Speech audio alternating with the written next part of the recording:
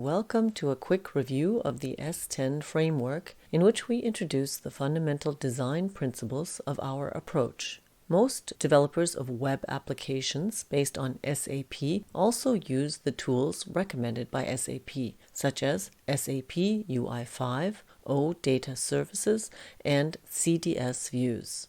Understanding these tools and their underlying technologies can be quite challenging, and one sometimes has to wonder, do they really have to be so complex?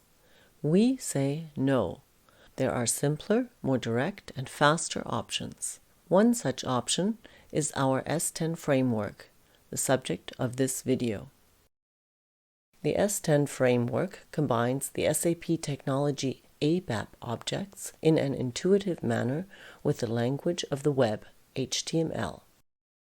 All that is needed for web development is your favorite HTML editor and the normal ABAP development environment. It is possible to implement complex dialog applications as well as applications that integrate graphics, maps, language output, and other web services.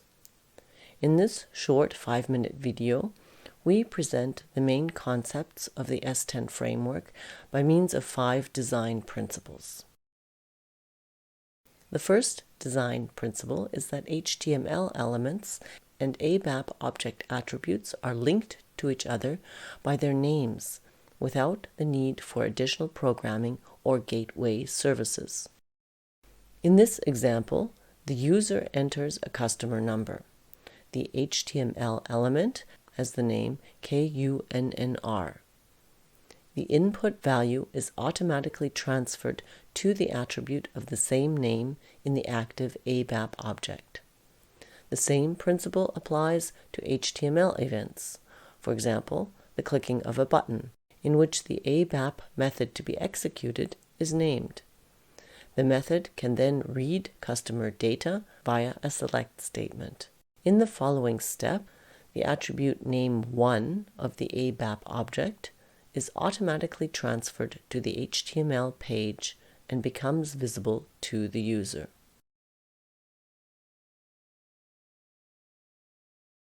The second design principle is that all ABAP objects are capable of direct interaction with the user and can employ specified dialogues. For example, the customer display can include a button to change the customer address. The button first calls an ABAP method in your application. From there, objects of other classes can be used, for example, one containing a dialog for changing the address. Mechanisms such as this are essential for the modular development of dialog applications.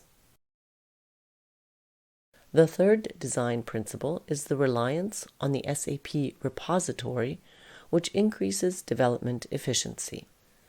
In our example, text fields in the appropriate language are automatically generated using the SAP Repository.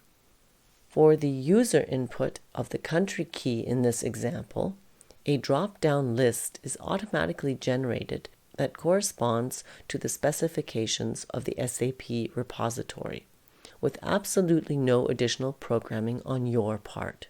Making use of the SAP repository significantly shortens development times when implementing entry and change transactions. All format conversions are also carried out automatically, including, for example, conversion exits defined for a material number. The fourth design principle is that each developer can design which tools to use. In this example, we are dealing with Microsoft Visual Studio.